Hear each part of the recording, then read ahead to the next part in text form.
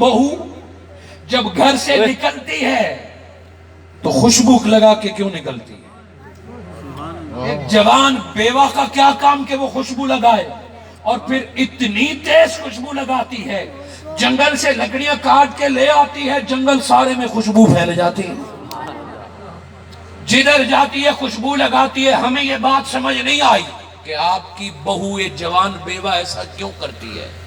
घर में भी नहीं, जब बाहर काम के लिए जाती है फिर खुशबू लगाती है।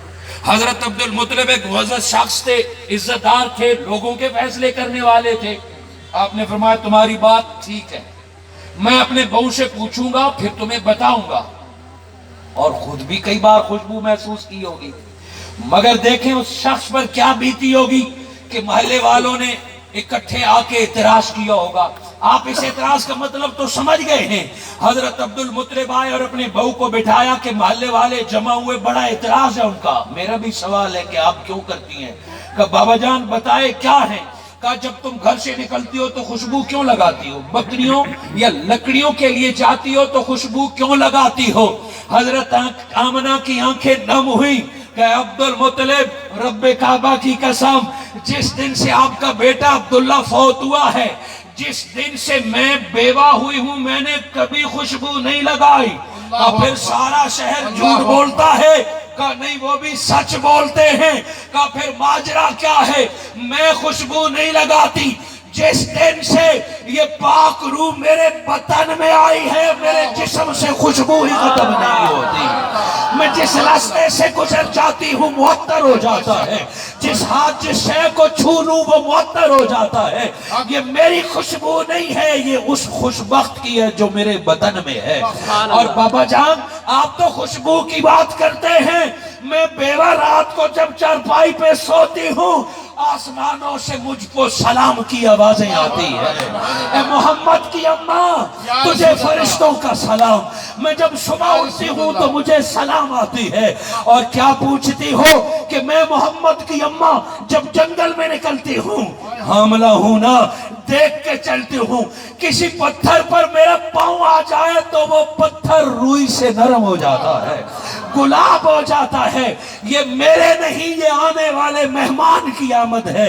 हजरत अब्दुल मुत्तलिब निशानियां पहले देख चुके थे, हजरत आमना ने भी बता दिया था। अब वो हस्ती आने वाली है जिसका सदियों से इंतजार था। मेरे आका तशरीफ लाए तो खुशबुएं फैल गई। और तवज्जो कीजिए, रिवायत के हर लफ्ज में उम्मत को एक पैगाम होता है। आका की विलादत हुई, खास तौर पर यह बताया गया, खास तौर पर यह बताया गया कि जो ही मुस्तफा पैदा हुए, दूर फारिस की आग के शोले बुझ गए। सुभान अल्लाह। क्या समझे आप? आका मक्का में पैदा हुए और आतिश कदा दूर मुल्कों में है जो कभी हजारों साल से जल रहा था। 12 रबीउल अव्वल की आका की आमद की घड़ी के साथ ही आग बुझ गई। इसका पहला मतलब उम्मत मुस्तफा को पैगाम था, अब तुम मत डरना, दोज़ख जितनी डाटी हो आग बुझाने वाला आ गया। जितनी आग हो तुम फिक्र मत करना, जिसको मुस्तफा मिल गया उसके हिस्से की आग बुझ जाएगी। बस इतना करो, नबी के हो जाओ। और इसका दूसरा माना मिनहाजुल कुरान का पैगाम है कि आका दुनिया में तशरीफ लाए, आग बुझ गई। का लोगों, मुस्तफा आग बुझाने के लिए आए हैं, जलाने के लिए नहीं आए हैं, दुश्मनियां फैलाने के लिए नहीं आए हैं, उम्मत मुस्लिमा को फसाद में डालने के लिए नहीं आए हैं। विलादत मुस्तफा दुनिया को अमन देने के लिए आई है, आज जिस कदों से आग बुझाने के लिए आई है। नाम मोहम्मद पे लोगों के घर न जलाओ, नाम मोहम्मद पे लोगों की दुकानें न जलाओ। ये तो खुशबू है, जहां नाम मोहम्मद आए वहां अमन आ जाया करता है, सुकून आ जाया करता है। यही पैगाम मिनहाजुल कुरान का है कि इश्क अपनी जगह पे, कुर्बानी अपनी जगह पे, मगर जहां इसमें मोहम्मद आ जाए वहां सुकून आ जाया करे, वहां मोहब्बतें आ जाया करे। ईसा अलैहिस्सलाम ने पहले से इत्तला दे दी کہ تیار ہو جاؤ، وہ آنے والے ہیں جو امن کا پیغام دینے والے ہیں۔ میں اس سے زیادہ آگے بات کو بڑھاؤں گا تو یہ لذت ایسی ہے کہ بڑھتی جائے گی۔ منہاج القرآن آج اس اسم محمد کے ورد کی دعوت دیتی ہے جس سے دلوں کو ٹھنڈک ملتی ہے۔ ارے سینوں میں جلنے والی آگ ختم ہوتی ہے اور اس کے بھانبڑ جلتے ہیں۔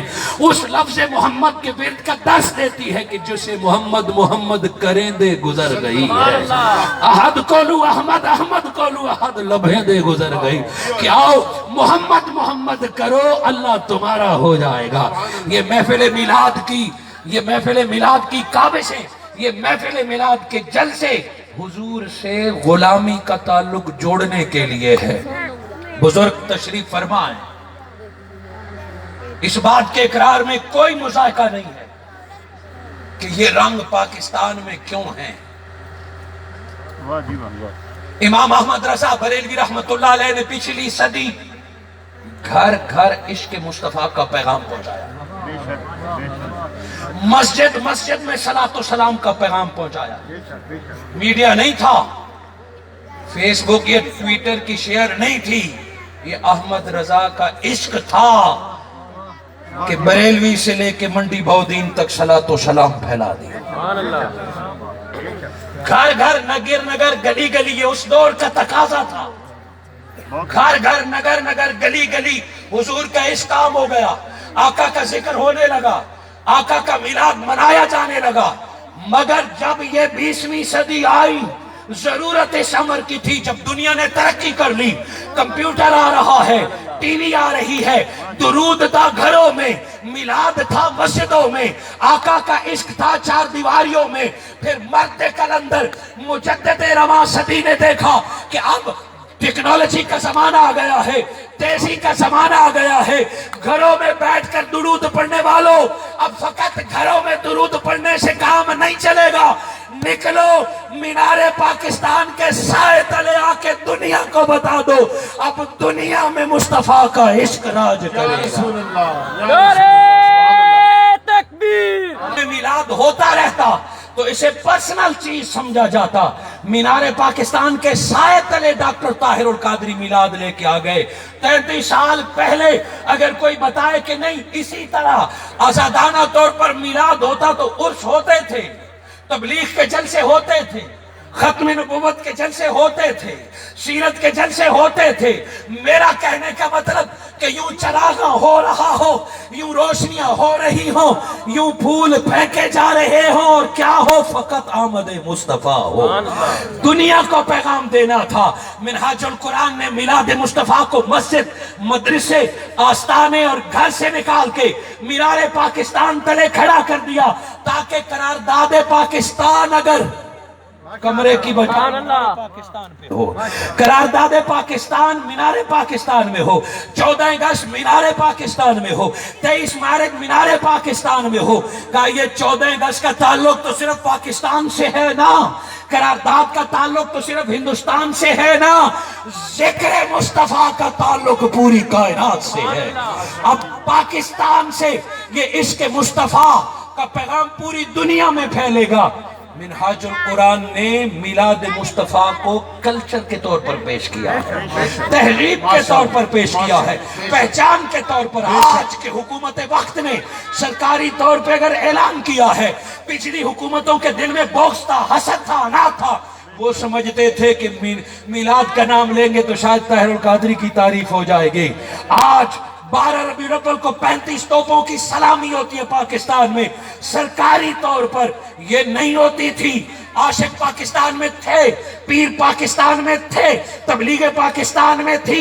یہ مرد کلندر حاکم وقت کے پاس گیا کہ اگر حاکموں کے نام پہ توپوں کی سلامی ہو، پاکستان کے نام پہ توپوں کی سلامی ہو، تو پھر نام محمد پر بھی سلامی ہوگی۔ 14 اگست کو توپوں کی سلامی ہو تو 12 ربیع الاول کو بھی ہوگی، اگر 12 ربیع الاول کو نہیں ہوگی تو کسی موقع پہ نہیں کیا جائے گا۔ تو مرد کلندر موقف پہ ڈٹ گیا۔ آج بھی ہر 12 ربیع الاول کو 35 توپوں کی سلامی ہوتی ہے تو ڈاکٹر طاہر القادری کے منظور شدہ قانون پر ہوا ہوتی ہے۔ آج حکومت وقت کے عمل کو ہم تحسین کے لفظ پیش کرتے ہیں کہ انہوں نے سرکاری طور پہ منایا، सरकारी तौर पे फकत ऐलान बाकी था, वगरना डॉक्टर ताहिर अल कादरी ने नगर नगर घर घर तक मिलाद का पैगाम पहुंचा दिया है। घर में गोशे दुरूद भी कायम कर दिए, झंडियां भी, चरागा भी। औरों का इनकार नहीं है, मैं बात कर रहा हूं पहल और पहुंचाने की। आज उम्मत मुस्लिमा मिलाद को यूं तस्लीम कर चुकी है जैसे नमाज है, रोजा है। ये खुशी है, ये कामयाबी है, और ये मिलाद एक तबलीग है।